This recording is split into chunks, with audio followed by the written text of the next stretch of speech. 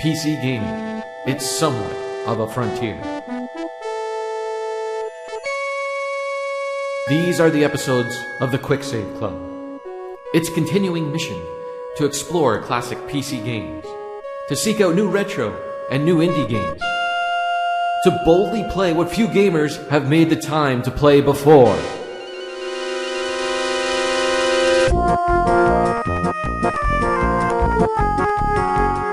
Hey now everybody, and welcome to the Quick Save Club podcast. What is the Quick Save Club, you might be asking yourself? Well, that is what this little intro is for, to give you a little rundown so you have a better understanding of what the Quick Save Club is.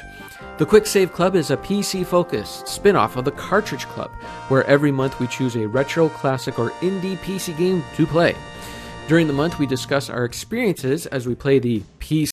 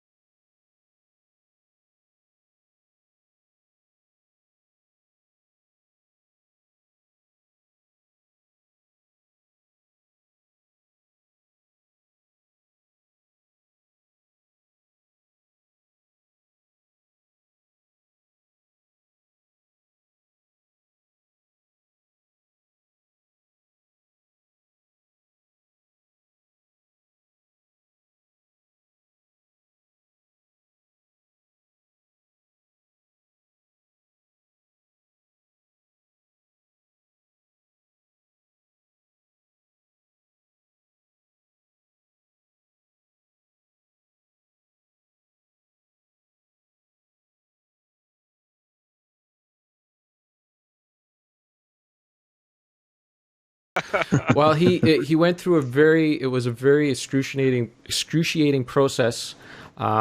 He simply asked, "Can I be on again?" And we said, "Well, why not?" I mean, no one else was interested, so by default, we have a very lackluster vetting system here for our podcast. Pretty much, if you want to be on the Quick Save Club, if you want to be a guest, just ask. It's that simple. If you're interested in any of the games, and you're like, "That's something I'd like to play along with these guys," and just ask, and it's first come, first serve.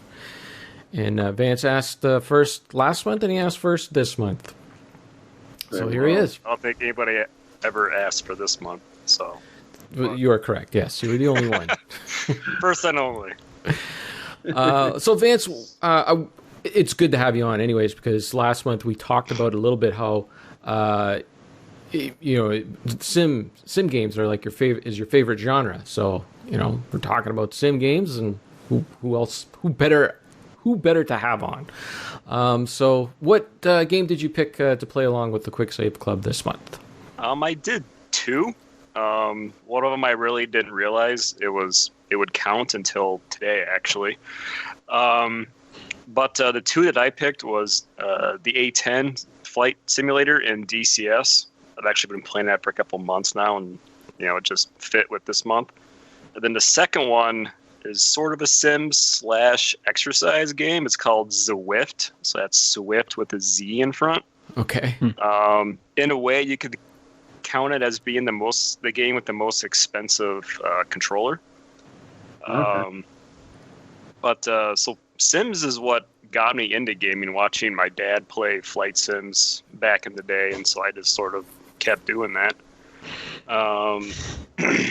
And then, ironically, the A10 that I was playing came out in, I gotta look this up here. Came out in 2011, and I just started playing it like last summer. Oh.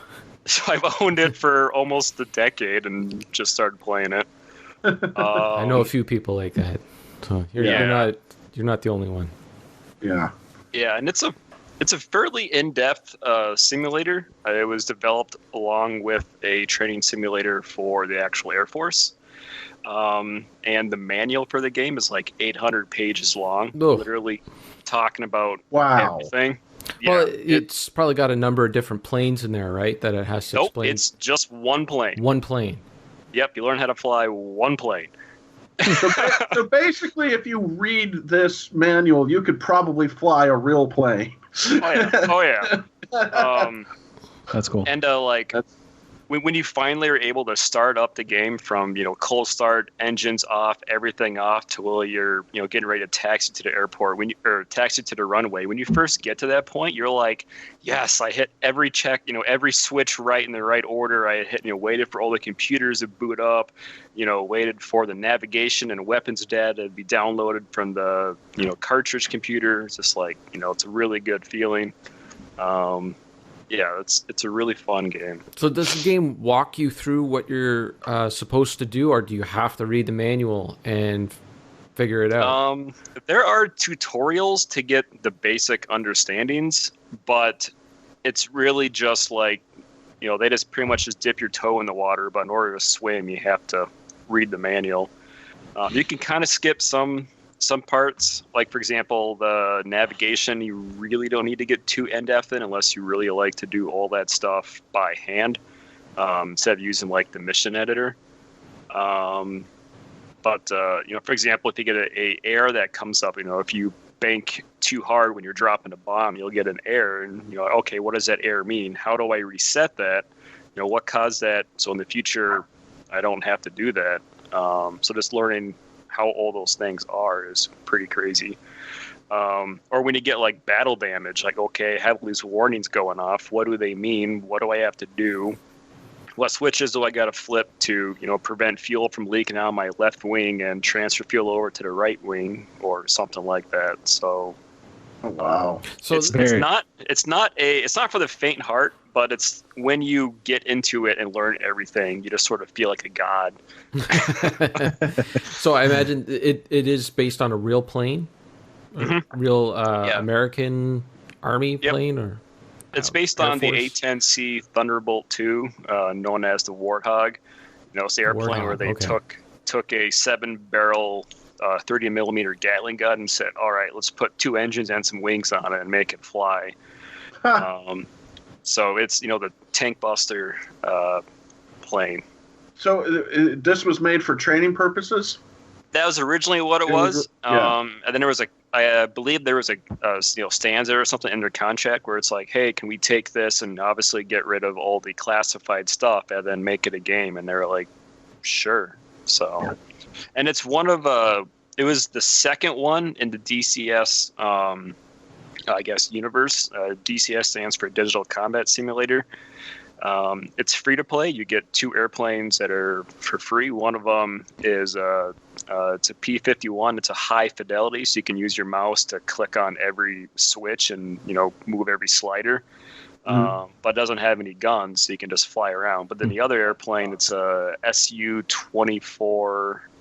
It's basically a trainer airplane, but that one has weapons and you can shoot, but it's not full-fledged cockpits. You can't click on any switches. You have to use the keyboard to do all your stuff.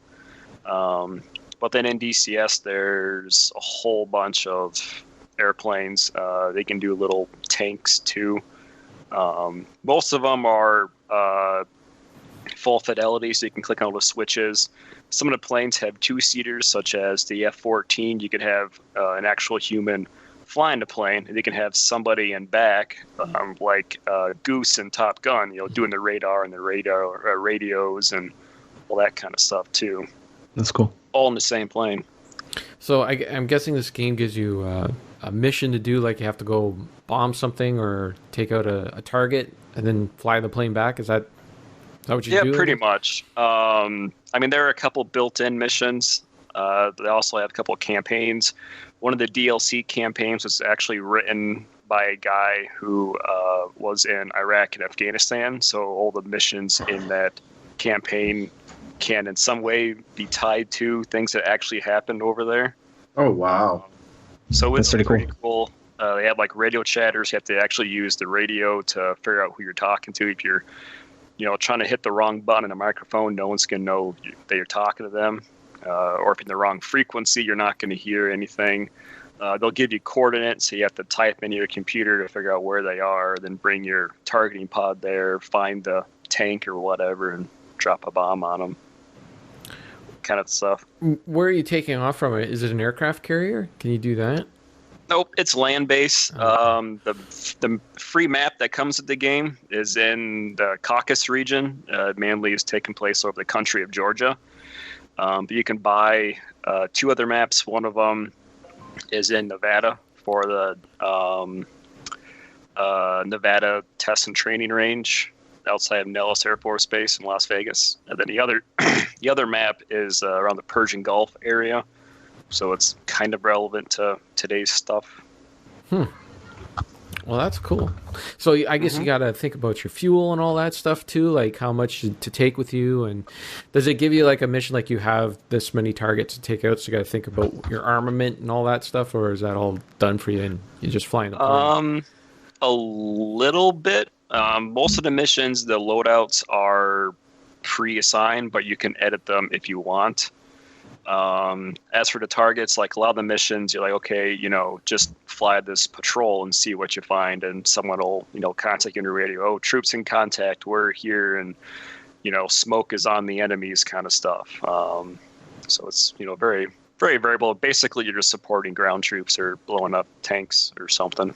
And how realistic is it in terms of like time? Like if there's something that's like 20 minutes away, is it going to take you an actual 20 minutes to get there, or can you get there in like 5 or?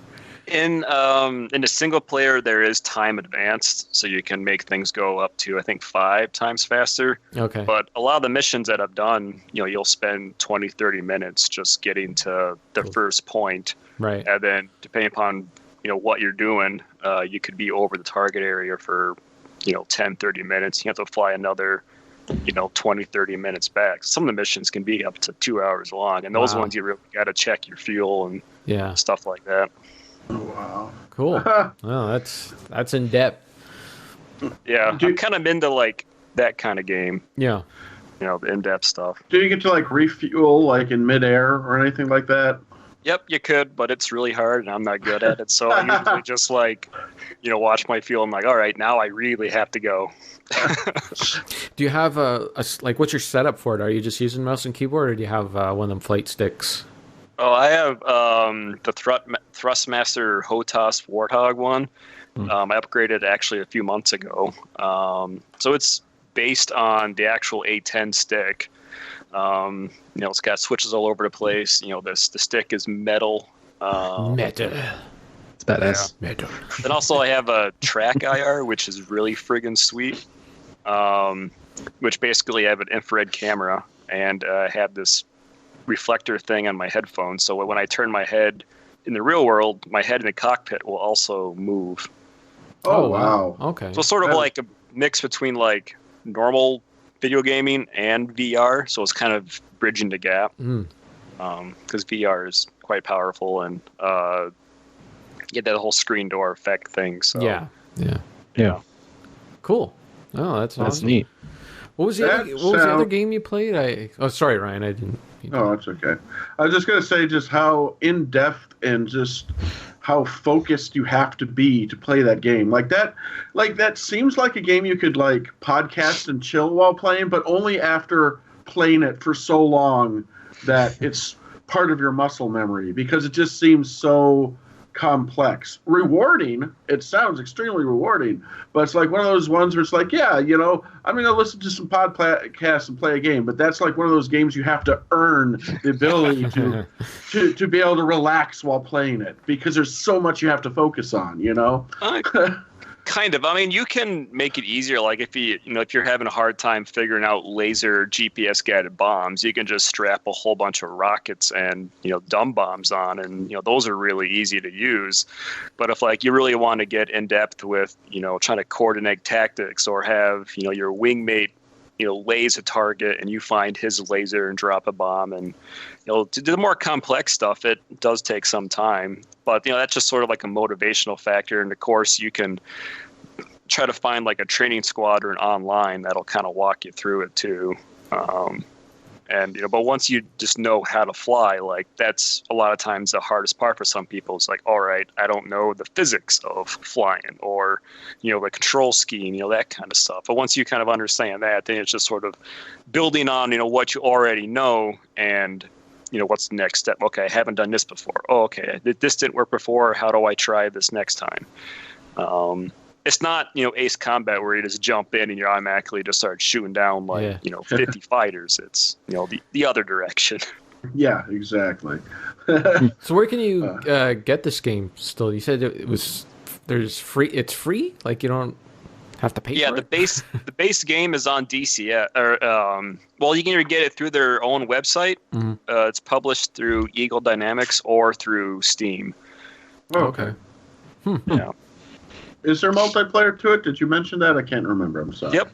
Mm-hmm. Okay. There's a bunch of servers and stuff. I mean, there are people that'll organize like mere squadrons of real life, and they'll go in and plan their ops. Like, okay, do we have enough people that are going to be attacking the ground targets? Do we have enough people that are going to be keeping the enemy fighters away? Do we have enough people that'll go in and keep the SAM sites and anti-aircraft artillery busy? That kind of stuff.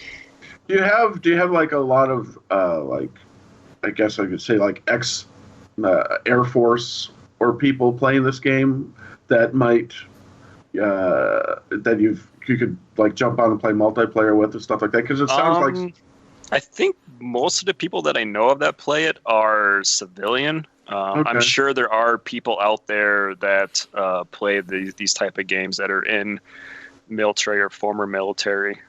Actually, one of my friends from college, he flies this exact plane right now. He's in Korea. Oh, wow. And we were talking about, and I was asking questions, and he was like, yeah, it's surprisingly accurate. Then I started asking him about flares and chaff and stuff. And he's like, yeah, that's the one thing that I can't talk about. I'm like, all right, I'll have to change my questions now. I'm going to have to kill you if I say anything. Sorry. That sounds intense. That would just be nuts to just do like a coordinated multiplayer, I guess, match. I don't know. I mean, is it against other people, or is it just against the computer? Then is it like something you you could do multiplayer against other people, or is it multiplayer to just do a mission together kind of thing? A little bit of both. It depends on the server. There are some servers that are PvP. There are some that are PvE. So it just depends on the server and the group. That sounds like an intense way for multiplayer, man. That it's like does. The people that get really good at it can just dominate, I'm sure, online, PvP especially. Well, this is a game you have to be good at it, though. That's the thing. You have to be good. But imagine there's no blue shell on any of these planes. Yeah, pretty much. It sounds you have to use real world tactics. Yeah. Yeah. So what was the other game that you mentioned? Yeah, it's called Zwift. Exercise. So what it is it's it's more of like an exercise game that has like it's like an exercise program that has game elements on it. And so one of my other hobbies is triathlon racing. So it's in wintertime, it's a little harder to ride my bike outdoors, so I have a trainer. So what this game does is it takes all the outputs from the sensors on my bike, so speed and pedaling cadence, and it puts them in the game. So when I'm riding my bike on the trainer, my avatar is actually riding too. So it's a massive multiplayer online game. So there are, like this afternoon, there were 2,000 other people that were riding a bike in the game. They have organized workouts, structured workouts. They have races, virtual races online. You can get together with everyone and do the Tour de France. Yeah, you could do that. Crazy. One of the courses is in London, and there's a race that goes on, in London, and you can virtually ride the same race. They actually they've had these contests the past couple of years where if you sign up and if you do enough of the in-game workouts and you score certain places in the virtual races, you can be entered into a competition to win a slot on a pro cycling team. And there are a few people that have done that. And last year was the first time they did this for triathlons. And I believe everybody that made it past all the levels to be a pro triathlon racer, made it to Kona, which is the World Championships in Hawaii. So everybody that made it through this course made it to that race. So it's a pretty good setup. And like I said, it's the video game with the world's most expensive controller, because the game is only like $15 a month subscription, and you just need, your cell phone can run it, but then you need a bike, and then you need a trainer for the bike, and then you need a couple sensor pickups for the bike. So if you want to go for like one of the top end bike trainers, you could spend like $2,000 on it, and that one will actually has a rumble pack in it, so when you go over cobblestones or bricks, it will shake your bike. Yeah, I'm looking at the website here, and like some have this whole, like they have their whole back wheel off and they got all their gears and everything to this device, and then others just have, it looks like some sort of resistance thing that rubs up against the back wheel that I guess gets harder if you're going uphill or whatever. Yep. Like mine has, I have a dumb controller, so it just has this like a flywheel in a water kind of thing. So the faster you ride, the more resistance there is. So there are some that have like magnets that'll increase your resistance, or that have like a small like brake pad kind of thing. It really depends on how the trainer is set up. Wow. So you could have a pretty expensive little setup there for that then, if you want to put your money into it, if you are that hardcore and getting into shape and also that. Yeah. Well, if you think about it, that's why I always laugh at like those Peloton ads, because like it's the same thing as Peloton, but you can startup can be as cheap as you want. Like my trainer is only $300 and the bike is $700. Sure, that might seem kind of expensive, but like Peloton's like $3,000, or you can get some bikes that are like $10,000. Wow. It's only as deep as your pocketbook is. Yeah. If you consider like how much a gym membership costs, it's like $60 a month or something like that. So that adds up, Yeah. And also the achievements in the game, like you literally have to work to get them. So like when you get an achievement, it really is a big deal. Yeah. Like, climbing certain distances, or burning X amount of calories or whatever. Like, you literally worked for that. You deserve that achievement. It's not like, I got 20 headshots in Call of Duty. Yeah. True. So you only clicked a little, that's all you did there. You actually had to pedal for this, So is this new? Like, did this just start this year, or has it been around for a while? No. I think I'm looking here on Wikipedia. The beta came out in 2014. Oh, wow. Okay. And I think I must have started in spring or fall of 15. Yeah. So you've been doing it for a while then. Mm-hmm. Oh, cool. That's pretty awesome. You got me thinking about something like this. That's kind of cool. They do for like Halloween or whatever, like everybody's avatar will be like a witch or a, glowing skeleton kind of thing. So they do kind of fun things like that. That's cool. I like the concept of gamifying your exercise. That's pretty cool. Like, it makes you more compelled to go out and do it instead of just, sitting on your ass and playing whatever game. Yeah. Hey, Yep. I'll admit, and this is to a much lesser degree, obviously, but back in the day when the Wii Fit was out, that was actually the only. I actually exercised with that thing. I actually used that balance board and everything a lot with the Wii Fit. It encouraged me to. So if you could take something and make it fun and motivate you with like achievements and all this like funny avatars and being able to do tournaments with 200 other people online, then yeah, exactly. If you're willing to. I had a training game for the Kinect, and that was actually pretty good. It didn't track as well as it should have, but it forced you to do the crunches and all that stuff. The only thing is like when you do a push up, and it wouldn't count it right, like that. It's just so annoying. That's frustrating. It's like do 5 more. It's like, I did 5 more. You're just stupid. Yeah. It reminds me of that Switch game that just came out this year, the Ring Fit with that ring. Yeah. Is that that's any good? what it Are reminds me people of. liking that thing or what? I've heard decent. How does that work? It's kind of like a yoga ring or whatever Pilates ring. Oh, it has resistance, so like you have to do different exercises. Everybody that uses it, I've seen pictures. They're like, "Oh, I'm sweating my ass off," but they're all gamers, so it's like, are they actually people who go out and exercise all the time? You know what I mean? Or are they just somebody that's never really experienced the exercise like that? I don't know. I've been seeing everybody post their final stats for 2019 of their Switch use, and I'm not seeing many people using the Switch at all, let alone that exercise game. Yeah, true. I suppose not. That peripheral kind of just looks like something like. Remember how in the 80s, all those game consoles, everyone was making these weird ways to do a controller, and there was this circle. I can't remember the name of it. I think the Angry Video Game Nerd did a video on it, but it was this circle you stood in, and it was supposed to. You could punch track and your kick, movements, and you're supposed to be able to play Mortal Kombat with it or something like that, and it absolutely didn't work. No. But it was that. It kind of reminded me of all those really gimmicky peripherals that came out like the late '80s, early '90s back in the day.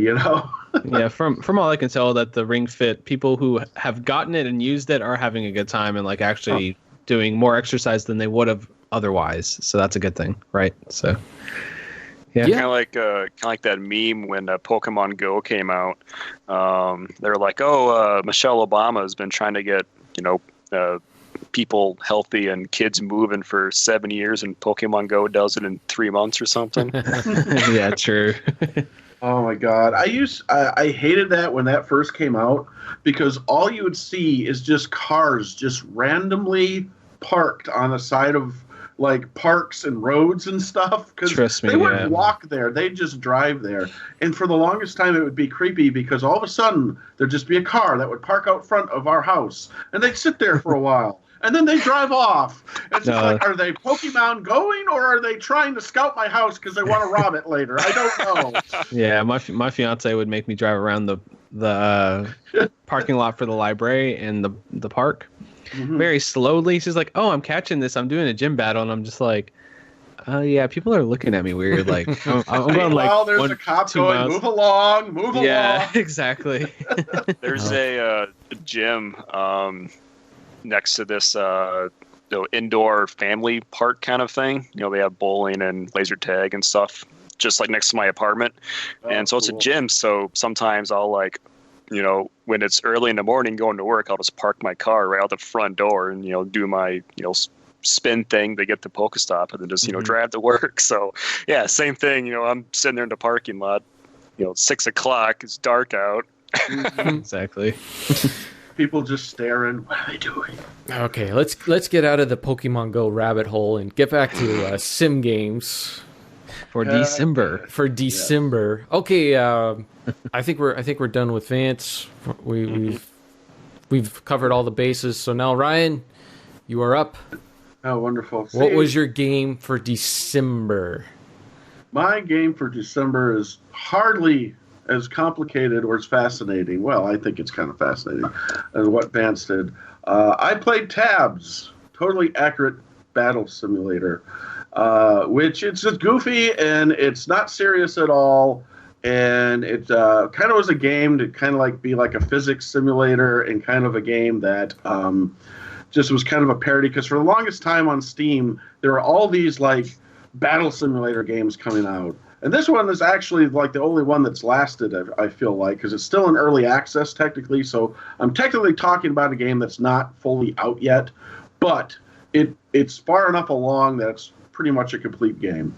And all it really is it's a game that has a bunch of different kind of themed units. You know, you have like caveman, you have like Viking, you have like Asian or like samurai stuff, pirates.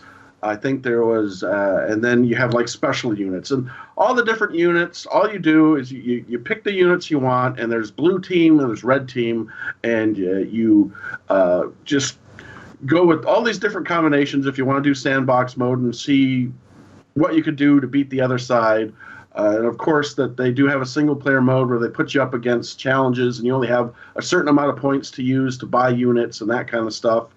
And it's goofy, it's fun. My kids absolutely love this game, especially once they found out that you can actually take control of a unit once you started playing it, because you place the unit so you can just hit go and they'll do their own thing. Right.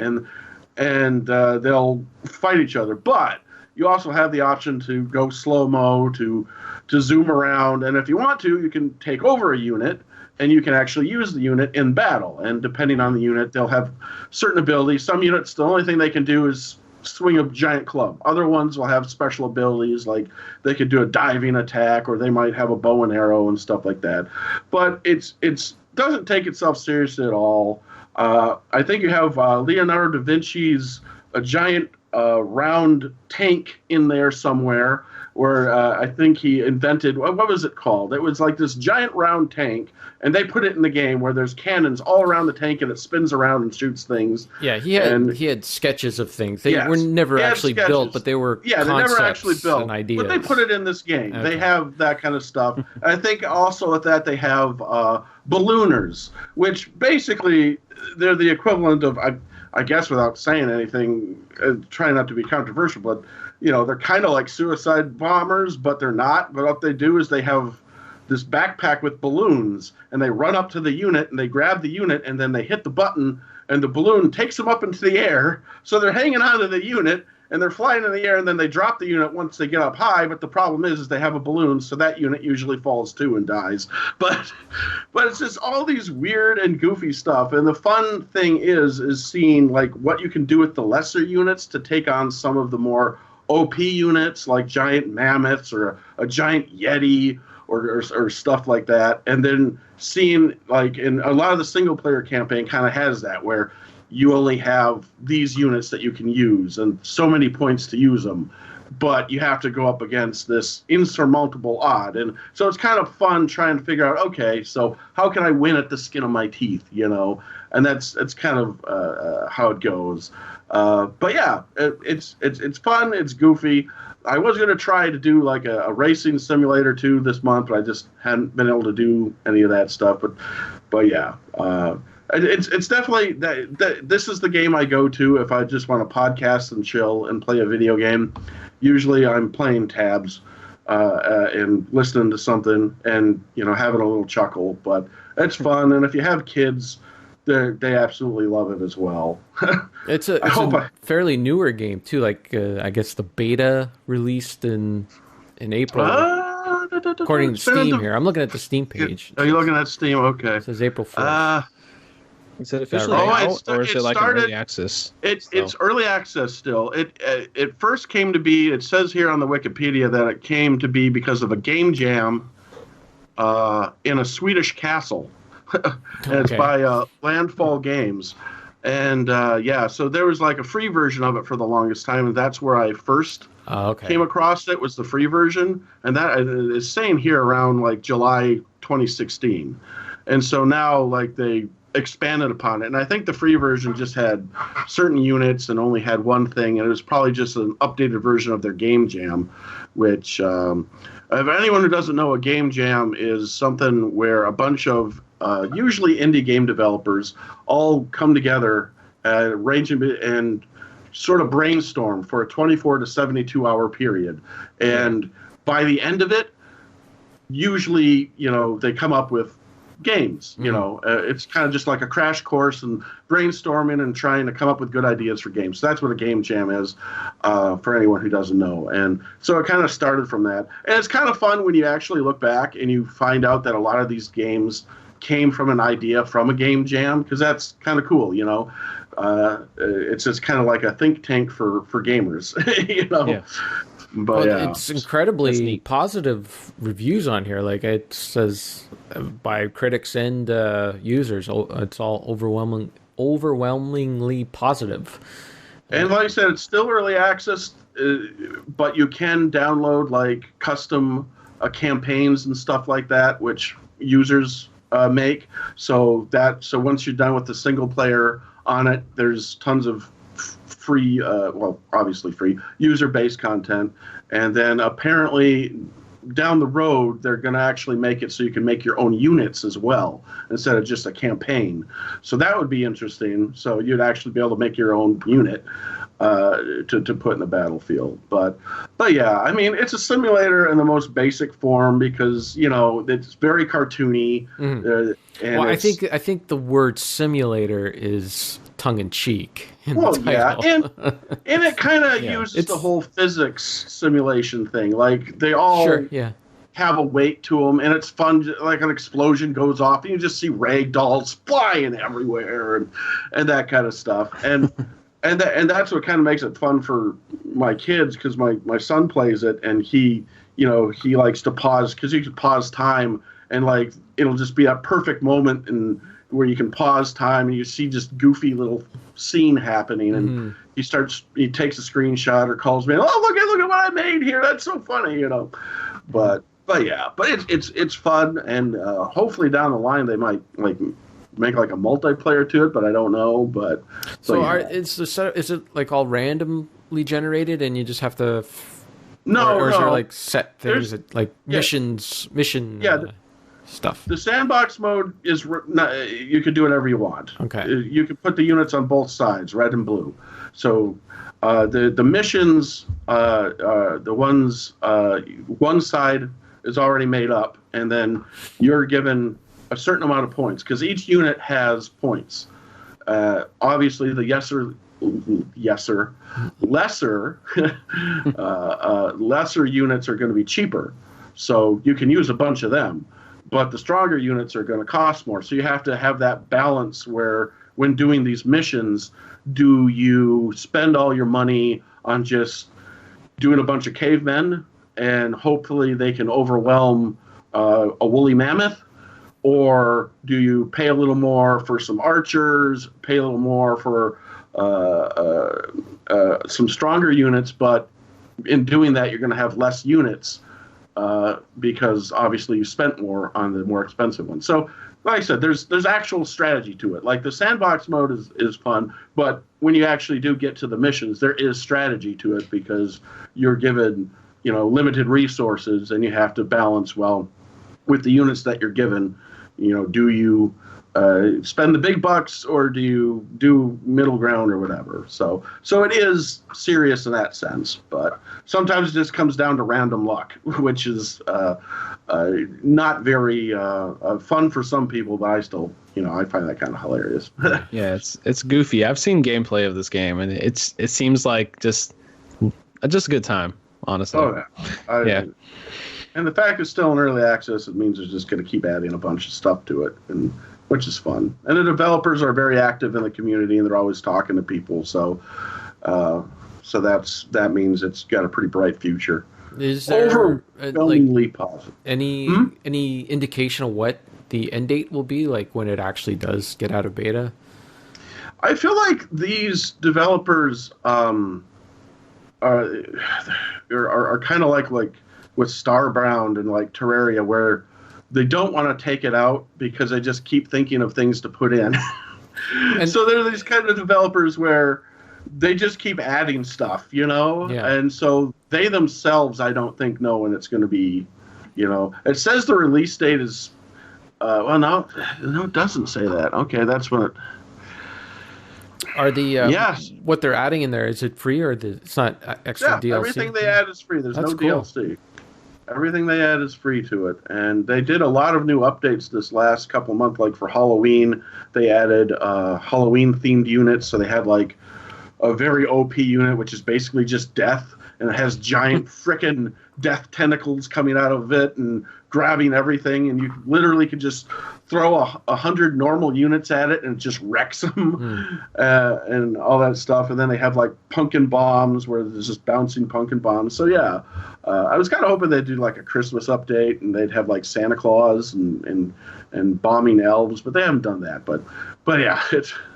Is there it's multiplayer? Not necessarily. Yeah, I don't see that. Like I said, there's custom custom campaigns, so someone could make a campaign and then you could play it, but you wouldn't be playing against them. Like they would already set up what their side would be. And like you said, like if you were sitting with a buddy, you could just be like, okay, you can do it yourself. You can like be like, okay, well, we're only allowed to use 2,000 points. I'll be red, you be blue, you know, something like that. And so you can do it that way, like if you want to do local multiplayer, I suppose. But yeah, that's about with that. But who knows? Maybe down the line they might add something that's more live, I guess. I don't know. Well, just looking at the features here, they have 4 features listed. So it's got a campaign, sandbox mode, workshop with a campaign and battle creator, and a bunch of silly units. Yep. So I think that just tells you everything you need to know right there. That's it. I could have just summed it up about 10 minutes ago. Yeah, you know? that's all I had to say. Oh, looks interesting. I love this too about this game. They have, you know, they like to just, you can tell how serious they are. They have like quotes from people. One of the quotes is, "This doesn't look like real history at all." The other one, "At least the helmets look correct." And then the last one is, "What are you doing in my office? Get out!" These guys have those are the quotes to sell the game, you know. Yeah. That's how serious this is, you know. Yeah. They also made a game, which I haven't played a lot of, but they also came up with a game called Totally Accurate Battlegrounds, which is a parody of all those... Battle Royales. Battle Royales, yeah. Which I played a little bit of it, but I didn't really enjoy it as much because it's really janky. Like, it's a first-person shooter, but it's a first-person shooter if you're controlling a noodle, basically. Because it uses the janky physics, and that's supposed to be the charm of it. But I didn't enjoy it as much. But maybe once that comes out of early access, I might give that another try. Well, but they made a Cluster Truck. I played that game. They did? Yeah. I've never played that one. It's... I think I got it with... Twitch streaming thing. Okay. Yeah. Then I might have it then too. I don't know. It is silly game. You're jumping on the backs of trucks. But they don't make serious games. No, it doesn't look like it. Yeah. All right. Okay. Anyway, well, I think we said it all there. Tabs. That's Yes. tabs. All right. Awesome. Get it for your children for Christmas now. Well, when you're listening to this, the winter sale should be on, but tomorrow for us will be the winter sale. So I'm gonna keep an eye out for that to see what the price is. It's on my wish list. It should be on mine. I should put it on there right now. Hint, hint, hint. No, that wasn't what I was going for. Spend more money. Buy this for me. One of my favorite videos from Tabs is this guy on YouTube. I think he put like 1 million chickens versus like 6 T-Rexes. Oh, nice. Oh. I think eventually the chickens won, but it was very close. Like at the end, it was like 4 chickens versus the last T-Rex. Are you Chickens are just like pecking at them and stuff. Are you sure that was tabs? Because I don't think there's T-Rexes and tabs or chickens yet. Really? Or maybe it was what's there that? Might have been another one. There's a couple. There's a couple of them out there. Yeah. Okay. But I gotta find that. What game that was. Yeah. Well, there's a. Tell the tabs developers that they got to put chickens and T-Rexes in their game. They should. They have velociraptors. They have that as a secret unit. And my son actually found that the other day because there's secret units where if you just look around arenas and find hidden objects, so it's like a hidden object game too. Oh. Like they will unlock a unit. You gotta you'll find it, it'll start glowing, and you'll focus in on it, and it'll disappear, and you'll get a secret unit. And the other day he found a velociraptor, which I didn't even know was a secret unit. So, and they're super fast and OP, which is pretty fun. Cool. But Okay. that is Sounds fun. Tabs. All right. Okay, Josh. What sim game did you play for De-SIM-ber? Well, first off, I started off just looking through my Steam library like, hey, what do I want to play that's simulator related? And I had City Skylines, which is basically SimCity, and I was like, you know what? I played a decent amount of that, and I'm just not feeling it right now. Let's jump into something silly. So I did Surgeon Simulator, which is tongue-in-cheek simulator, kind of similar to Tabs. Basically, you have to you have a hand, and you control it. I usually was controlling it with the mouse, and you have to pick up things very awkwardly with A, W, E, R for each finger, and then the thumb is the space bar. So basically, you'll have somebody sitting on the operating table, and they'll say, hey, do a heart transplant. And then you have to like pick up like a hammer very awkwardly. And it's just like one of those, it's kind of silly physicsy game. And I never had a successful surgery. I would end up throwing a battle axe in someone's chest, or there's like basically if you do different things, like when you start off, the menu is a reception desk, and there's different people that you can operate on. You can do Donald Trump. So I was like, you know what, that might be pretty funny. Let's go ahead and jump into Donald Trump. And there's like this hacking spinning blade, and you're supposed to try to do like a heart surgery. I threw it in his chest, and it's just like all his ribs are flying everywhere. Oh. And then like I'm like, all right, I'm gonna try to hack out his heart. And I'm like, well, this isn't really working. And he bled out. You do know you're on an FBI watch list now, right? I'm just telling you. It's okay. He's getting impeached right now as we speak, so you're fine. Yeah. So I was messing around with that, and I was like, all right, cool. The Trump one, I failed like multiple times. I was like, all right, this is actually really frustrating because the controls are just very complicated and annoying to actually use. I feel like it's mostly made for like streamers. Yeah, it's like one of those silly games. When that first came out, that was everywhere. Every streamer it came out like 2013. Yeah, when I was looking into it. And the other one I tried was TF2, and then they had the medic was trying to, do a heart transplant on the heavy, and you can like point his like health pack at him and stuff and do stuff like that. Same situation. I had the baseball bat you get from TF2, and I'm trying to like hack away his freaking ribs to like cut out his heart. I'm like, this is just silly, whatever. The controls are so just frustrating. And of course, that's the point of it.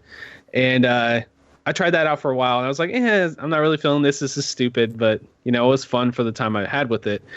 And I have a buddy named Alan, and he had Planet Coaster on his Steam account, so he let me use his login.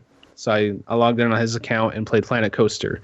That's the one I spent the most time with. So I've been playing that pretty much the last couple of days here, and it's really fun. It's basically a roller coaster tycoon style game.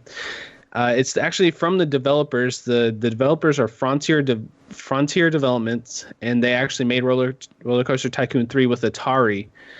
And then they started developing their own games, publishing their own games. And they decided to publish, they do Zoo Tycoon and other games like that. They decided to make a roller coaster tycoon style game. It's basically like an extension of that, idea. So basically, there's a campaign that you can do, and multiple campaigns you can do, different type of roller coaster parks. There's like a pirate themed one, like a circus clown themed one.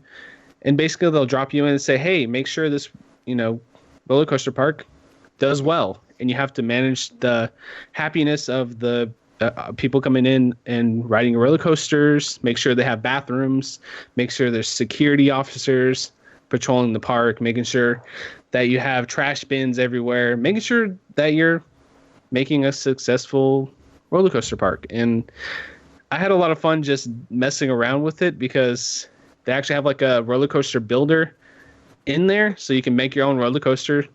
And I try to make the most dangerous roller coaster sometimes, and then like I'll test it out, and then it's kind of funny to test it out and just see the roller coaster fly off the track because hey, I decided to like put too much momentum that direction, so you have to like adjust it or whatever. And making your own roller coaster is fun. Is really fun, and just managing this park, and it's kind of like a little ecosystem that you have to manage and basically survive as long as you can and make profit as much as you can. If you do good enough, you'll just keep on making profit and profit and profit on top of that. And it's just a really fun management game. So are you just managing the roller coasters and building roller coasters, or is it a whole theme park? Like you got other things in there? It's a theme park. So like the very beginner one, just for an example, they'll put you in a pirate park and they'll say, okay, this is a pirate theme park. And you'll start getting notifications on the tops like it's already pre-built, most of it, but there's actually like paths that lead off to nothingness, so you can build extra stuff onto it. So you get like a notification like, oh, the customers are saying there's not enough bathrooms. So you're like, okay, you go to the bathrooms and you can be like, okay, I'll put a bathroom here. Mm-hmm. It's like, oh, the customers are saying, you know, they're thirsty. The customers are complaining that they're thirsty. Okay, I'll put 3 drink stands right here. And then, okay, that solves that problem. And it's kind of just like when you do the campaigns, that's what you do. You just keep on solving the problems most of the time. And after a while, once you solve most of those problems, you can just start having fun with the plots that they give you. So it's like, okay, like I solved all these problems. This thing's kind of running its own. You can just like, it has 3 different speed settings, like a lot of these simulators games do. So you have like the normal, medium, and fast. If you sit on fast and it's like everything's good, you're just making profit and everybody's happy. All right, cool. You can just start having fun making roller coasters, just like whatever you want to make. And there's also like little research things you have to do. So say you kind of start out. There's also Steam Workshop support, but I'll get into that in a second. But basically, you'll start off with just like almost nothing. Like you have like a few basic coasters you can make, and then you got to research more complicated coasters, and it takes like, oh, you know, like 5 in-game days, 10 in-game days, and you can like, okay, say I'm making $12,000 in, you know, budget every single day. That's how much I'm making. Okay, I can put $12,000 towards this awesome roller coaster that'll, you know, be researched and I can unlock in 5 days. And then when you unlock it, you can build it. So it's kind of like just constantly building more roller coaster parts and building different parts of this little place that you make. This little, roller coaster park. I'm not. Yeah. Word. I was just like completely blanked out there. Sorry. Line. Yeah. But yeah, it ends up being just like this really fun, like it just managing all these little things. It just takes up like tons of time the more you play it. So is this your own? Is this an older game or? This one's a more modern game. I think it came out like a couple years ago. Okay. And then basically the developers were like, you know, we made the Roller Coaster Tycoon 3 game. Nobody's made a game like that since then. So, hey, we can do that. We've done it before. Let's make it better and improve it, you know? So, that's cool. Yeah. And the Steam Workshop support's really cool because you can go into like a sandbox mode, which you have infinite money and everything. You can make whatever you want. And you can go into the Steam Workshop and there's thousands of like user-made items in there. They have like Star Wars stuff, Disney stuff, just whatever, you know. So it was pretty cool. Disney that. There's like a death. Go ahead. Are they the guys that made what is that Zoo Tycoon or that new Jurassic Park theme park game, or is that a different group? They definitely made the Zoo Tycoon game. I'm not sure about the other one. They also made Elite Dangerous, which is like a flight sim type game. So this is their forte. They love making like simulator style games. No, so. Yeah, you're right. They did make the Jurassic Park game. They made the Jurassic Park one? Yeah, okay. and that one just came out on on Game Pass on the Xbox. Yeah. Jurassic World Evolution. Yeah. Is that what it's called? Yep. There's like a ton of updates for this game. The account I was using didn't have all the DLCs, but they have like, I don't know, 15 different DLCs for this thing. They have a Ghostbusters one and I did all see sorts that. of stuff. Yeah. Yeah. So, I mean, it's actually like almost a fully priced game now. It's like $45 just to get into it now. Yeah. So like, there's just so much to it though. I had a lot of fun just messing around with it. They put. I think the only one I played from them is Elite Dangerous, and if it's anything like that game, like there's just a ton in there. Like I played like about 20 minutes of Elite Dangerous, so I'm like, I need about 4 days to just sit here and absorb everything that this game is trying to tell me. So Yeah, $44.99 for it. Okay. well, they did the Lost Winds too on the Wii. I have those too. Those are good games. Wow. Oh, those are good. They've been around for a while. Yeah, it's Thrillville, I remember that with LucasArts. Yeah, and I mean, it's just a really fun game. Like, I know it's kind of like the subject matter is a little silly, it's theme parks, but it's as deep as you can get, like with like almost like a SimCity style game or whatever. It's very deep. There's a lot to it. Oh wow, there's a lot in the workshop too. Holy crap! Transylvania, Heartland mod. Yeah, I was just like going through the workshop. I was like, I don't know where to begin with this. There's just so much there. So that would just be me, as I would download this and then just start downloading workshop stuff and never get to the actual game. That's my problem. There are just games I own that I've never really played, but I just download workshop stuff for it, whether it's new levels or new content. I'm like, when I finally do play it, I want to have my options, Or when you go to play it after like 8 months, you have to wait like 10 minutes for all your workshop stuff to update. Yeah. You're like, screw this. I'm not going to play it anymore. I had 30 minutes to play today. Workshop, Yeah. Well, I'm adding that to my wish list as well. Yeah, man, it's a really good time. I was lucky I had somebody that could let me like log into their Steam for a little bit just to play it because like I'm pretty like very tight on money right now. But yeah, so doesn't Steam have like family sharing mode where someone like if he put you on as a like family sharing, you could play his games? I think you have most likely. I think you have to be in the same house though. You do. Or I'm not sure how that works. But okay, well, I Sarah and I share our account, and basically, you say I want this person. I want to allow this person to use my system, and they're like, okay, we're going to give you a code. Now that you have the code, you go over to their computer and punch in the code, which I suppose you could organize through cell phones or text messaging or whatever, but. So yeah, I guess there's ways around it, but I told him, I was like, hey, I have a podcast I do, and he knew about this already. So I was like, is it all right if I just use your account just for this to try it out? And he's like, yeah, that's fine. So yeah. Oh, nice of him. Yeah. The Animaniacs. Somebody made an Animaniacs store. I'm not surprised. We've lost Ryan. He's gone. Freaking one of the best cartoons ever. I agree with that. Yeah. Oh yeah, no, it's an excellent cartoon. I still have my my figures from the 90s. You have figures? I would. I got Yakko, Wacko, and Dot. Oh man, that's right. Great. Okay, are we done with Planet Coaster? We said it all. I think so. On? Yeah. Okay. All right. Adding stuff to our wish list today. Well, get ready to add the most exciting simulator of them all to your wish list. Put it right up the top because I played American Truck Simulator this month. That's right. I watched you play on the Cartridge Club stream. I did. I made sure to do that. 4 hours of it right on there. And it flew by, man. It was good times. This game came out in 2016 on Steam. I think it's still only on Steam. I don't think you can get it anywhere else. It's a follow-up to Euro Truck Simulator 1 and 2. I've never played Euro Truck Simulator 1, but I did play a little bit of 2.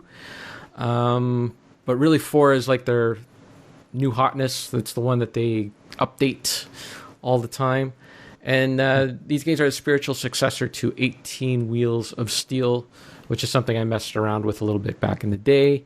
But I think this game is... It's where I think the technology is caught up to it. Because 18 Wheels of Steel is just... I mean, now you can have like these big worlds, right, where you can just drive anywhere, and it's craziness. It's good times. So for Americans, Truck Simulator is pretty much all on the West Coast. When I first started playing it, it was only 3 states. It was California, New Mexico, and Arizona. And now they have all the West Coast done. I think they're going to finally work their way to having all the United States done. The latest one was Utah. I haven't picked up that DLC yet. I always wait for it to go on sale because I haven't even finished all the other states that have opened up yet. So I still have tons to explore and all that. So basically, in this game, you start off, you just take jobs. You get basically contract jobs. A company will have. There'll be like a board of just tons and tons of contracts to choose from. You choose one, and they'll supply you with the truck and that, and you drive it, and then you build up enough money where you can have your own truck. And you go and you buy your own truck, and then you get better contracts, right? Because you're using your own truck, you're not using theirs. But if you get an accident or something like that, you're responsible for the upkeep and all that stuff. But you're making more money. And then eventually you make enough money where you can start hiring other drivers to drive around for you. And they pick up contracts and make you extra money. You can just totally build an empire. So it's kind of a simulator, truck driving simulator, and like the real-time management part of simulating, like in the roller coaster tycoon kind of games and Sim City types of games. Mm-hmm. But yeah, so it's a lot of fun. It's the perfect mix of relaxation. You can just sit back, relax, put on a podcast, put on some tunes. But it also requires your attention. You can't ignore the game. You can't be looking down at your phone. You can't be trying to eat a burrito like I did on the stream. You have to pay attention because as soon as you take your eyes off the screen, when you start playing and you're driving around, and it's like, yeah, what's the big deal? Then you miss the red light and you hit somebody, or the traffic will just stop on a dime in front of you, or there'll be a speed change and you get a speeding ticket. Or you miss your turn off. You miss your turn, and you're screwed now because you're stuck on the freeway and you got to go all the way around. And if you do that, you're wasting time, and you're not going to make your delivery on time. So even it has all these states and everything, but it doesn't. It's not like real time. I think a minute. Or a minute is 10 seconds, like real life 10 seconds. It moves a lot closer. It's not. Everything is spaced out, so it's like you made it there in real life time, but it won't necessarily take you. A 3-hour drive might take you 15 minutes or something like that. So it's cut down like that. But yeah, and the tons of customization. You can totally repaint your truck and fill it up full of stuff, and that you got your sleeper cab in the back. Basically, when you're driving, you're just managing your truck. It has wear and tear in that, so you have to take it in to get it repaired, and you're running out of gas. You got the gas, and your truck driver needs to sleep. Your avatar needs to sleep at some point. So at some point, he gets tired, he'll start yawning when you're driving, which is a real good commentary on the game. For the people that say it's boring, and you got this guy yawning, so you got to make sure he gets enough sleep. If he doesn't, I always wondered what would happen. It did happen in the stream. If he doesn't get enough sleep, it just starts charging you money, $200. So you got to get him to bed if you don't want to start bleeding money. But you can really screw up a run. For the first time ever on the stream too, I lost money on a gig because I missed my turn. I was trying to eat a burrito. I missed my turn, so I had to swing around. And when I swung around, I totally messed it up, and I was going in the wrong direction and all that. And then I hit a few things, so that messed up my truck. I needed to get that repaired. And I also messed up the cargo in the back, so you get a penalty for that as well. So that one run, I lost $1,500 or $15,000. Oh wow! Yeah, it was a good time. But if you do a long enough stretch, you can make $90,000 on one run or whatever. But it's going to take you some time to do the long hauls, if you will. But I set up my steering wheel on the PC. It's like my cheap PS2 steering wheel that still works on the with the PC. It's still supported. And you mean the PS2, like the old computer port, or like the PlayStation? Like the PlayStation 2, yeah, the old PlayStation 2, not the computer port. Yeah, PlayStation. It's like a Gran Turismo tie-in wheel, Logitech wheel that they tied in with Gran Turismo, and it came out like at the tail end of the PlayStation 2's life. I wish I had a PS2 port on here. That'd be fun. Get some old peripherals on there. I did have like that was my first steering wheel. Was a Microsoft one, like an old PS2 port, Microsoft steering wheel that I had back in the day, and I had to get a adapter for it to USB if I wanted to still use it. And that thing was supported until like 2005 or something like that. Until it was finally like I couldn't. It wouldn't work properly. I think like when Windows XP update or whatever. Anyways, steering wheel rabbit hole. Yeah, I think it looks like the developers are streaming the Utah DLC right now. Those guys are big into this game. They love you. They just love this game. They stream it all the time. They're accessible. They're always ready to talk about American Truck Simulator. They love it. It's crazy. Oh. It looks like total. Now there's also like, it looks like not only do they have like Utah, Washington, Oregon, but they also have like paint packs or something for your like paint jobs for your truck, I assume? Yeah, there's tons of that stuff that you could buy. You also unlock it in the game. And then it's also it's mod supported as well. A lot of I usually just stick to their DLC because I just kind of want to support them because I do enjoy the game. But there's modders that have done the rest of the United States, all of Canada. Oh, really? Yeah, you can go through all of Canada.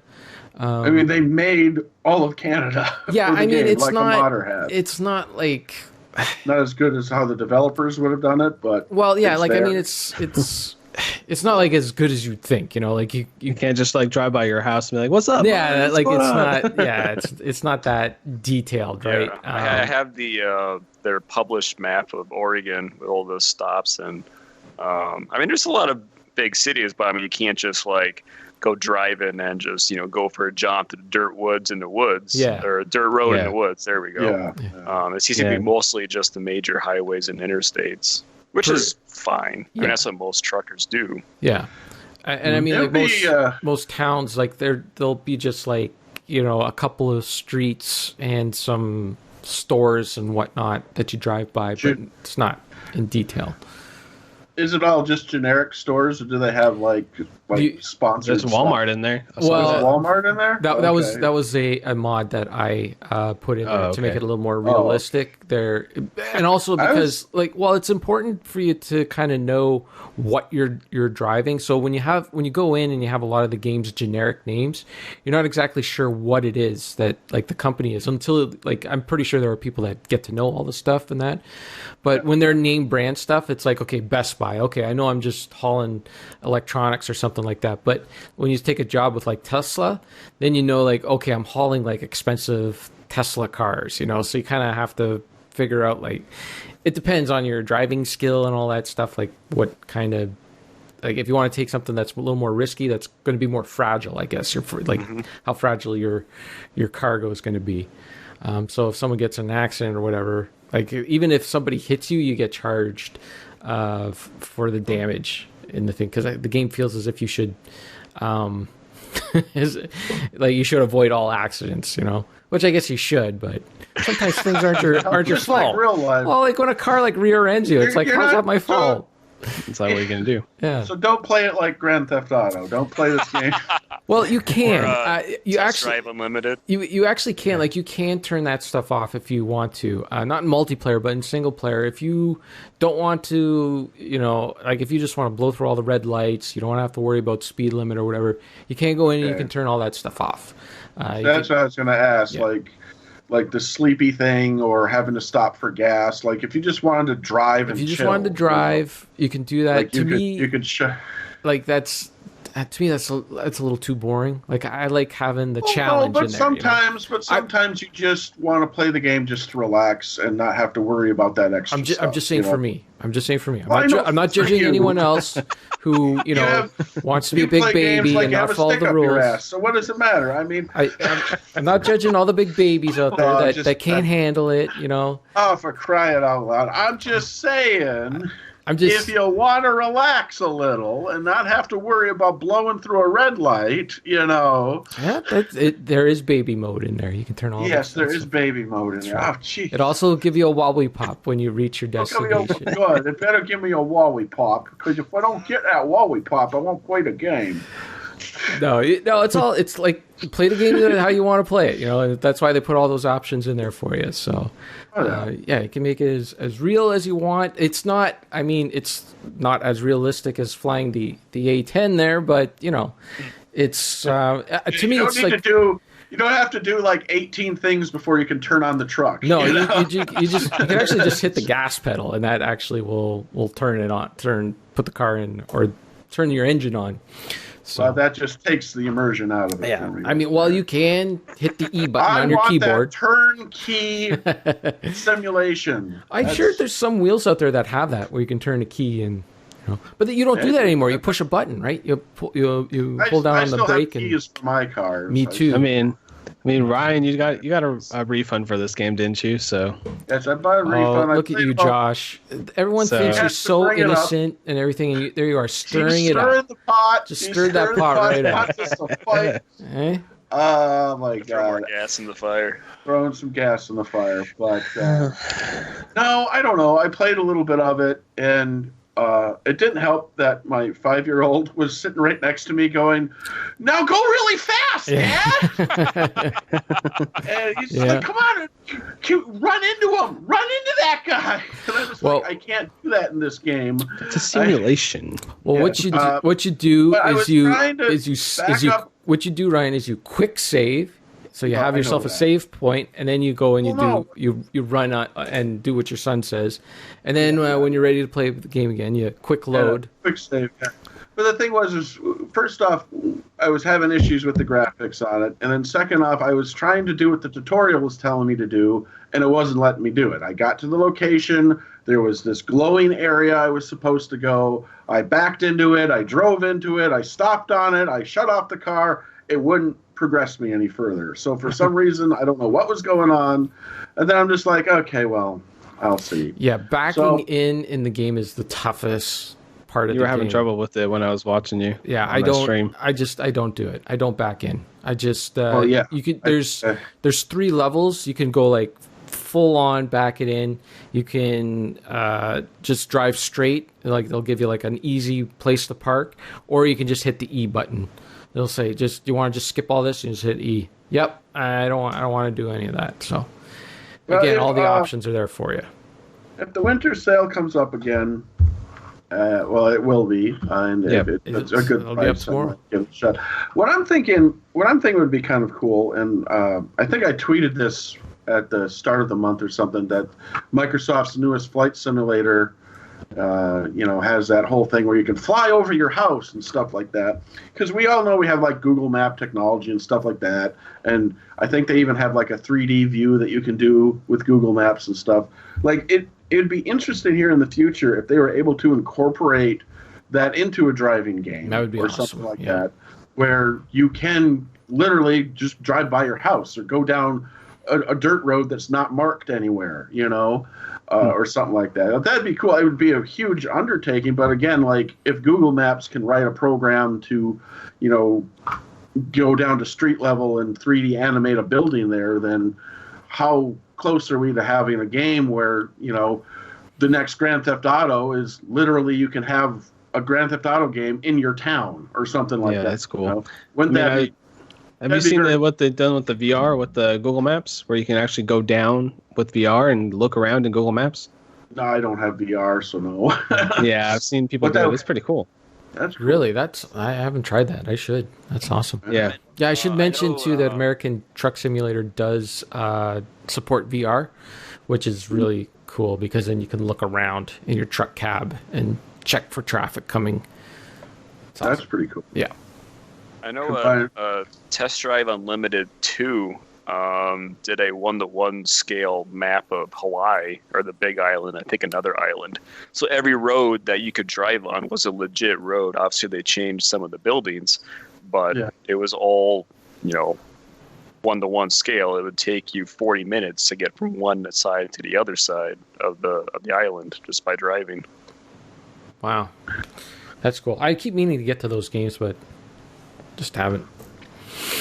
I guess you'd kind of run into that problem if someone did make a program. Like, you'd run into copyright issues where if it did make it so like you could put a game into Google Maps, like everything would be blurred out that was Walmart or something like Probably, that. Yeah. Well, people's you just have license all plates, these blurry billboards and other stuff. Or you just do it like Grand Theft Auto. They just name it, instead of Walmart, it's like Molly Mart. Oh, Grand Theft Auto has like the best. Just change all their names. They have the best games, like the Home Cheapo. Oh yeah. Anyway, that's for I another. looked up that other battle game I was talking about.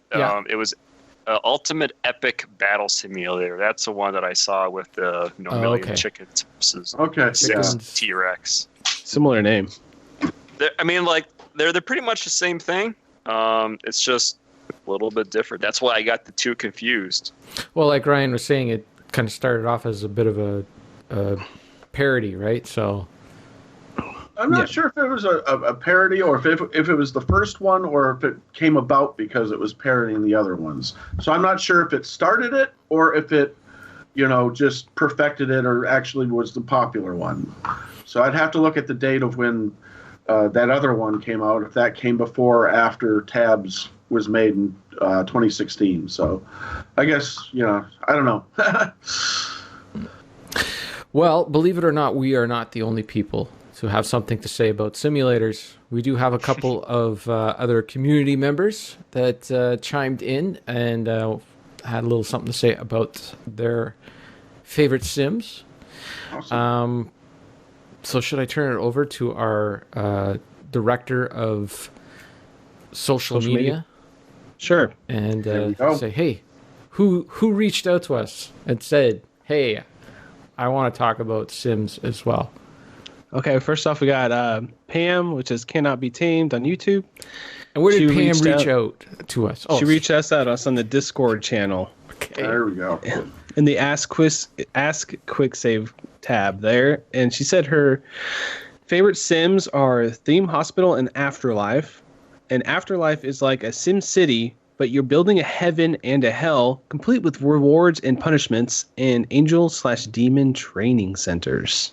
Oh yeah, I remember hearing about that. Yeah, I think that was a LucasArts game, if I remember. Might have been. Yeah. Is that on like GOG or Steam, or is that? I don't know. I actually forgot all about this game. I haven't thought about it in a heck of a long time.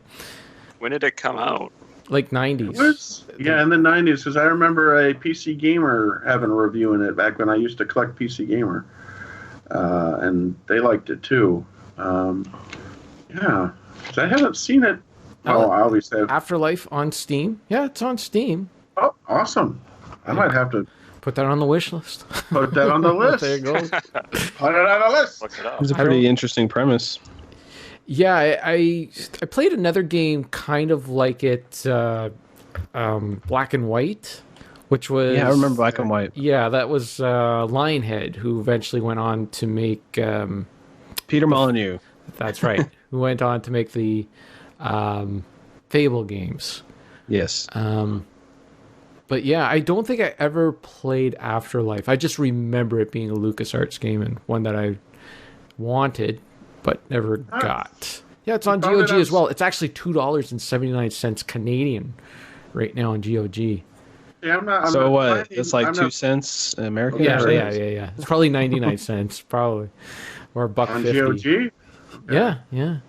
Okay, because it's $5.99 on Steam. Okay, now I see it.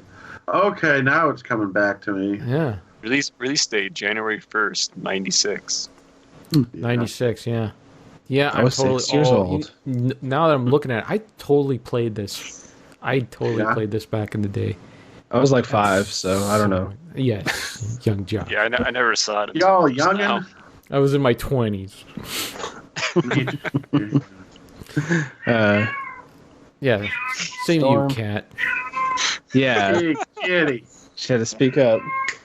And then, of course, Theme Hospital. I think we've talked about that before. There's now a spiritual successor out there on Steam called 2 Point Hospital. But you can still get Theme Hospital. I think it's, if you look at GOG and you go to their best games sold of all time, it's like in the top 5.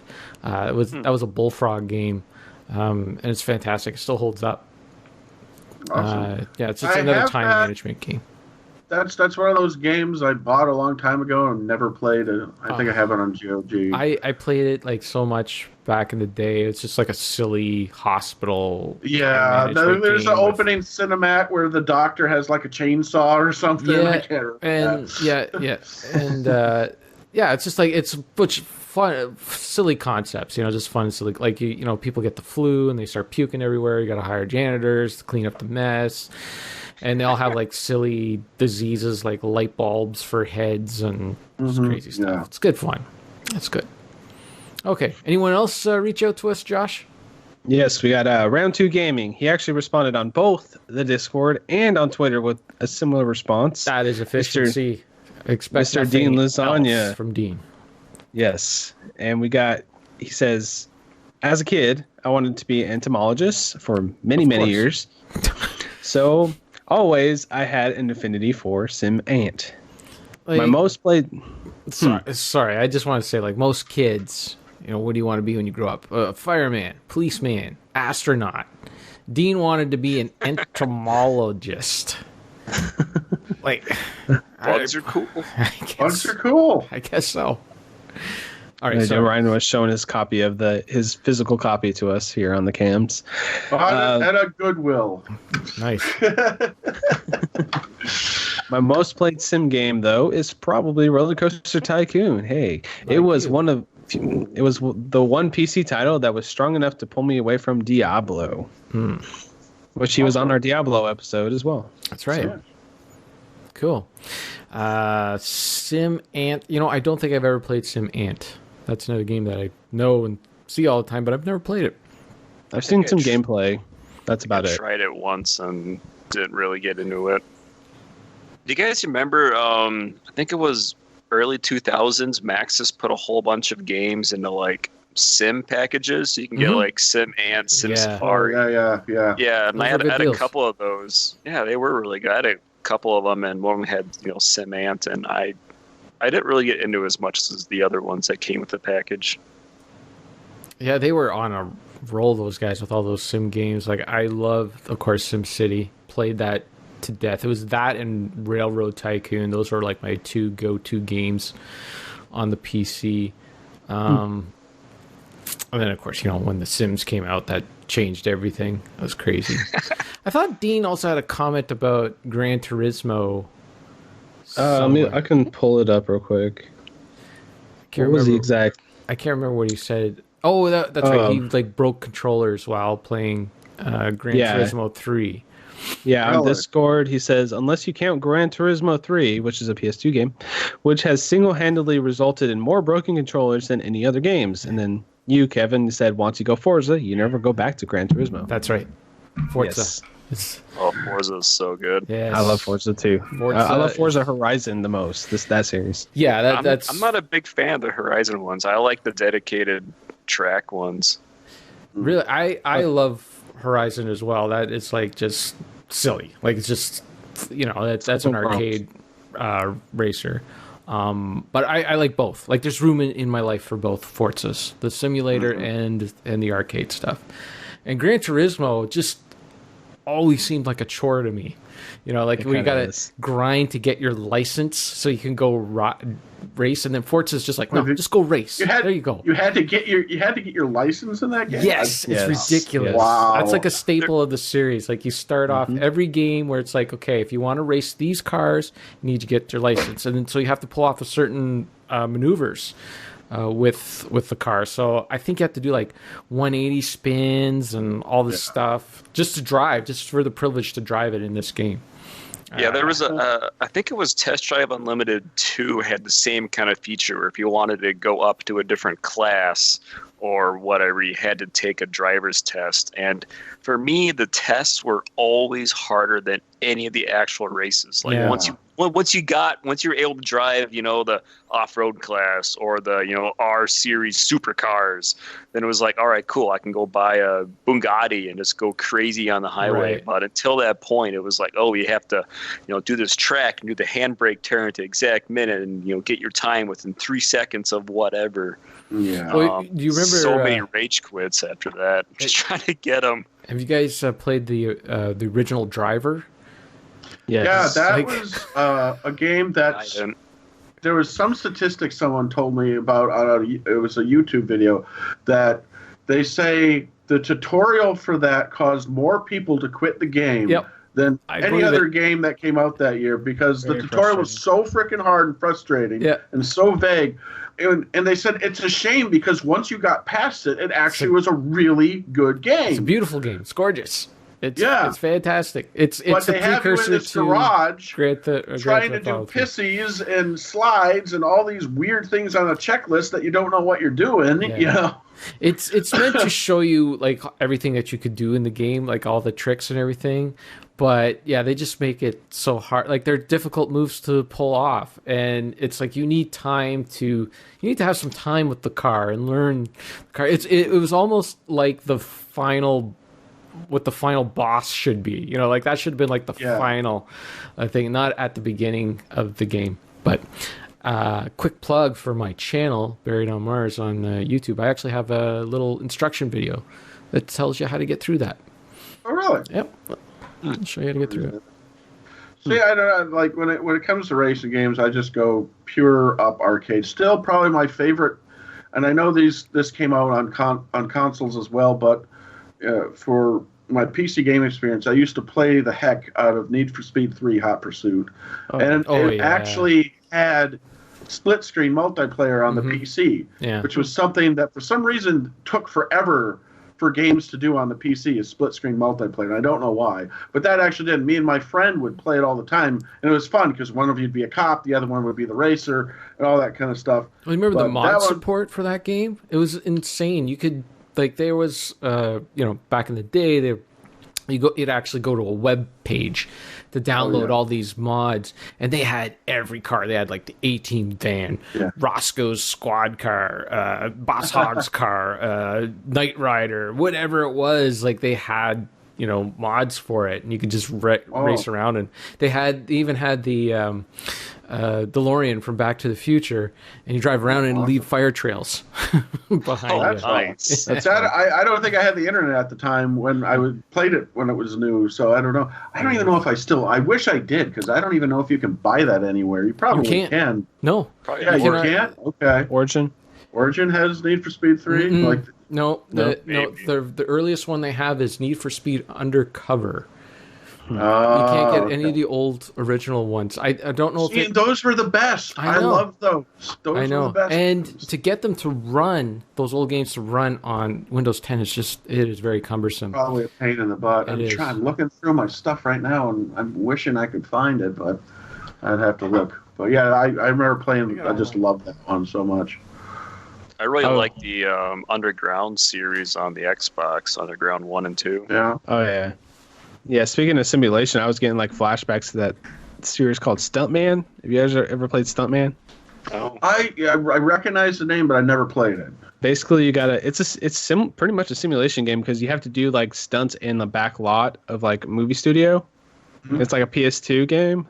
I don't know. I used to think it was really fun. It's like, you have this old school 70s chase. You gotta like go over this specific bridge at this specific time, and you gotta do specific stunts. It's pretty fun. Yeah. You guys ever play the Flat Out games? Yeah. Yeah. Those were always fun. The Demolition Derby ones, I like the mechanic of you have to hit objects to get your NOS boost. So you had to go around and hit cones or knock parts off of other cars to get your boost on. So I thought that was kind of a cool mechanic. Pretty good physics and ragdoll too. When you'd hit a tree, your driver would fly out to the windshield. The Burnout series was good for that too. Burnout 1, 2, and 3 in that. I played a heck of a lot of Burnout 2 on my GameCube. Revenge. I love Revenge. It's one of my favorites. Good. I'm gathering all my racing games now that we're talking about racing games. We're just filling the time here. Just to plug my channel once again, I do have a review of Flat Out 2 on there that I did back in. That's a recent one. That's right. Isn't yeah, it? I did it back in September. I watched that one. Yeah, that game also had a good soundtrack too. Excellent soundtrack. It is the most underrated racing game of all time. I think it's very misunderstood. I love that game. I wouldn't call it of old time, but it's definitely misunderstood for sure, or underappreciated. Yeah. Because I found some frustrations with it. Is there a patch for it that I can find? Because I can't get any of my controllers to work consistently with that game. It doesn't have controller support in the menus. Yeah, and I was you can use it in issues. the race, but you can use it. That was the thing. It would work on one race, and then all of a sudden it would revert to keyboard controls on me or something, and it was frustrating the hell out of me. And I was just wondering if there's like a user patch or something you might have found when doing your review. I don't know. No, I just used the Xbox One controller, and see, I was using it too, but it wasn't being consistent. I don't know if it's just my copy. I was playing it on Steam. I don't know. You can try what's that, Direct Pad or something like that. There's like a free program that you can download where it'll tell the computer that these inputs that you're putting in on it'll mimic it as like an extra keyboard or whatever, so you can program it in. So that might be more consistent. Because it was frustrating the heck out of me because I could control the car, but I couldn't accelerate. It wouldn't do that. Like the controller, it was weird. Some of the keys would still be on the keyboard. Some of them would be on my controller. And it was the weirdest thing. Because after I saw your review, I'm like, I'm going to install that and play that again. And then I ended up rage quitting because it kept changing my controls. And I don't know why. I just have a janky version of it, I guess. I don't know. So I got my Need for Speed Hot Pursuit 2. This was like my jam back in the day. I love that on GameCube, I think, that one. Yeah, this did come out on the consoles. I think the PS2 version is different. It was like a different developer that did the PS2 version. So I'm looking for a PS2 copy of it because it is different. But yeah, I love that. And this is Need for Speed Porsche Unleashed. I had fun with that one too. I can't find I know I have 1, 2, and 3 around here somewhere, but I don't know where they are. But you said you had Underground on the Xbox, and I played them 1 and 2 on the PC.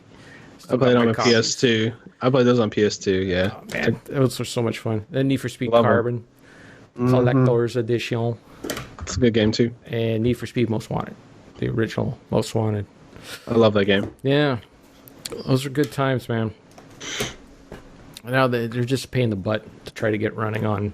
Now you just go down, just like if you download the preservation copies, they're easier to get running because they have the cracks in them already. Yeah, we need to do a racing game for this podcast someday. Yeah, we'll get there at some point. Yeah, definitely. Yeah. We'll make that our next announcement. Well, technically, I did do a driving game. So, True. You're not racing in it. Although you did say, well, I don't know if you said it on here, but there is multiplayer. Yes, there is. On that, isn't there? Yep. But do you compete against each other? No, you're working. You're working together. To build that company, I think. Okay.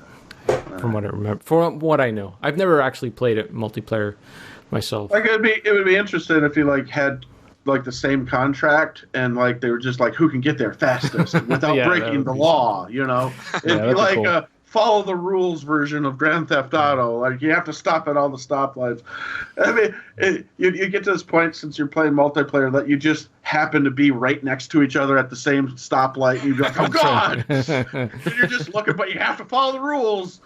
And then there's a cop at the cross section going,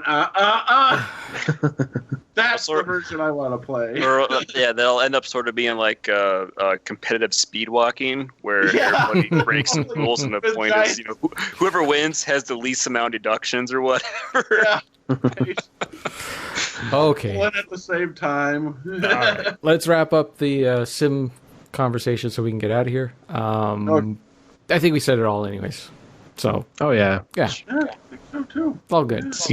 Simulation games are awesome. We covered pretty much every major segment of simulation games. Yeah. Racing, driving, flying, ragdoll physics, time management. Yeah, we did it all. It was good. We did it. Nice. Yeah. Good job, team. All right, just the four of us. Yeah. Okay, next month we are going to be playing the classic Thief Simulator. I don't know. That's an actual game, actually. That's an actual game. Thief Simulator? Yeah? Yeah. Yeah, you had to break in people's houses. And Oh, man, I might have got some people excited then. I'm sorry. I had no idea. Don't confuse people. Sorry. We're not playing Thief Simulator. We're not playing that one. No, we're playing with the stealth game. That's the word I was trying to look for. It's the classic stealth game Thief, or Thief Gold, I guess. Yes. I actually put that in today, mess around with it a bit, and there's a couple of mods out there that you're going to want to install. The vanilla version of the game works fine. It was running just fine. I have it on Steam, and it's the same version on GOG. It's dirt cheap right now on GOG. I think it's 99 cents in the States. It's like $1.20 here. Get the Beelzebub mod. No, I'm just kidding. No, it's not. It wasn't Beelzebub. It was something called T127 or something like that. But it ran the game in. It improved the textures a little bit. Ran the game in 4K, actually, and in widescreen. So, that's something that you might want to look at. Oh, and of course it changed up the controls a little bit for you. You can, on the vanilla version, go in and reprogram all the controls, but the mod does it for you to make them a little more modern. Because, the classic controls was, like, instead of S to go back, you press X. So it was like W, X, A, D. And A and D turn your character, not strafe, back. So those kind of things. I think there's like a fan-made mod that someone tried recreating Thief using, out of all engines, I might be wrong about this. I'd have to look it up, but and get back to you guys. But someone used the Doom 3 engine and tried recreating Thief in it. Yes. What was that? I watched this video probably over a year ago where someone was going over that mod, but I'll have to look it up. And we tweet about it, but don't take my word for it right now that it was Doom 3. It might have been an Unreal as well, but I just remember I thought it was odd that it used the Doom 3 engine. But I guess there was a lot of shadows in that game. Doom 3 was a pretty dark game, so it kind of makes sense in a way. Yeah. But yeah, so maybe look into it, maybe Google it or something like that. But definitely we'll have to tweet out whatever patches or mods that we come across on Quick Save Club Twitter or something. Yeah, we'll be on the forums as well. Just let me know, Kevin. I'll definitely put it everywhere. Yep. Yeah. Oh, I have one Ask Quick Save question. So what is the best way to be involved with the community? Is it Twitter? Is it Discord? Is it forums? I know I'm only involved with Discord and slightly Twitter. And that's fine, because some people do the forums more. I'm bad with the forums. I'm barely ever on there. I signed up when we first started this, and I don't think I've been on it in a couple months. But I kind of keep track of it on Twitter and stuff, and when I remember to go into Discord. So, but our social media expert here, he keeps track of all that stuff. So he keeps an eye on. Just wherever you want to be, man. Like if you're more comfortable with Discord, jump in there. If you're more comfortable with Twitter, we're there for the choices. You know what I mean? Whatever you choose. Yeah, I'm getting better with the Discord myself, so I've been on there a little bit more. I'm usually a Twitter guy because it's very short and punchy, and that's what I do. That's my forte, is to be short and punchy. But you're short and punchy. Okay. I'm not that short, actually. I'm very tall and punchy. Yeah.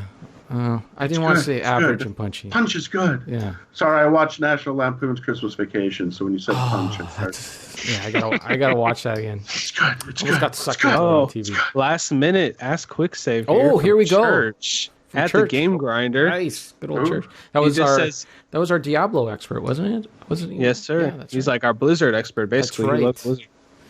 He says he hasn't played many sim games, but he sank some hours in the SimCity 2000. Yeah, That's all he said. SimCity 2000. That's a good game. Yeah, that's Yeah. What I liked about the SimCity 2000 and some of the games that came out at the same time was like you could build a city, and then you could play it in like SimCopter or Streets of SimCity. yeah. Oh, yeah, I thought- remember when they did that. That was cool. Yeah. Yeah, that was pretty cool. He can I would always make tracks for the Streets of SimCity that would just pretty much just be highways in a slight oval. They tried to expand that so much. Like you said, like they had Streets of SimCity, which was their racing attempt, and the flying, the sky one or whatever. Like I think they spread themselves a bit too thin there towards the end. But yeah, they did so much with that series. Yeah, I remember playing it on PlayStation 1 and just like, I don't know what to do now. Like, I kept getting lost playing that game. But I was a kid, so. The first mistake was PlayStation 1. That's all I need to know. I'm sure it plays like very slow, bad frames per second and all that on that system. Yeah. I always found those games cumbersome with a controller. Like, Yeah. you need that mouse to just glide across the screen. Have good times. Yeah. So yeah. All right. Awesome. I think that's it. Hey. I think we said it all. Hey. We're done. Merry Christmas, everybody. Oh, yeah, I guess yeah. that's it, eh? Right? But Merry barely Christmas. mentioned it. This is our Christmas episode, and the only reference was to National Lampoon's Christmas Vacation. That's all you need, man. That's all. Yeah, that's All you need. It's Hanukkah and New Year's and Hanukkah, happy holidays, Oh, yeah. Yeah, whatever- whatever you're celebrating. whatever you're celebrating. I'd still go with Christmas.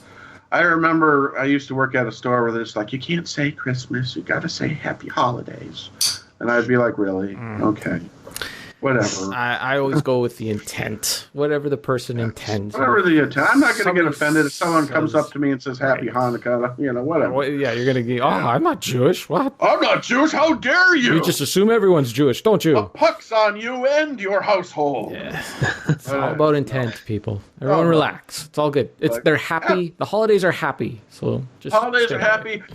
Play a sim game this holiday, and Stay away from Star Wars. You'll be fine. Stay away from Star Wars, You'll be fine. except for the Star Wars video games, because there's a lot of good of those. I hear that Jedi one. Is pretty And the good. Dark Souls. Mandalorian. Oh, The Last Jedi. It's a pretty good movie. We could talk about it for a couple hours. No. Oh, God, no. Crash the plane. Yeah, okay, that's Crash it. the computer. Yeah, we're done. We said it all. We're done. Happy holidays, everyone. Happy holidays. Yeah, happy holidays. Thanks for listening. Well, take the turbo lift to deck 17. You step out and take your second ride. Say computer play me such and such a scene and take your shoes off for the night. On the holodeck, baby, you can go anywhere you want to go. On the holodeck, darling, by now I'm sure you know. You can see it, feel it, touch it, taste it, baby. Shut off the safeties and get going. Yeah. Well, any movie star is yours to choose, from DiCaprio to Errol Flynn. Or if you want to swing on a luxury cruise, I'll hop Penelope and Tom right in. On the holodeck, baby, you can have anyone that you want to. Upgrade them, baby, and they'll be good to you. They'll love you, need you, want you, have to have you. Gene Roddenberry was such a smart guy. Yeah, you know it too.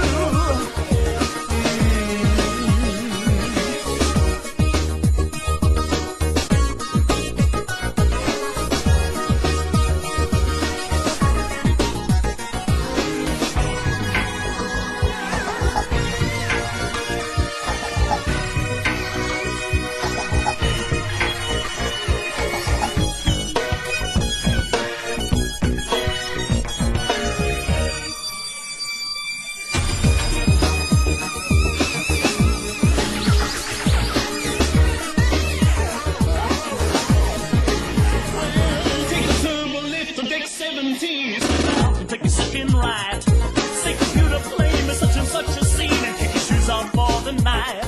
On the holiday, baby, you can go anywhere you want to go. On the holiday, darling, by now I'm sure you know. You can see it, feel it, touch it, taste it, baby. Check out the scene on deck 17. Let's go virtual, baby. You can see it, feel it, touch it, taste it, baby. Your dream machine on deck 17.